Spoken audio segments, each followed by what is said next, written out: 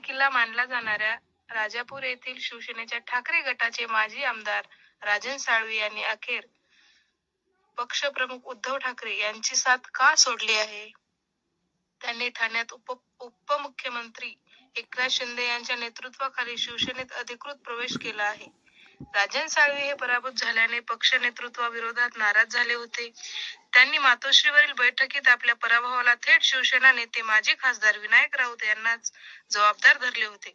परंतु उद्धव ठाकरे यांनी तुम्ही म्हणताय म्हणून आणखी कोणाकोणाला काढायचे अशा आशयाने वक्तव्य करीत त्यांच्यावर उलटा प्रश्न केला होता.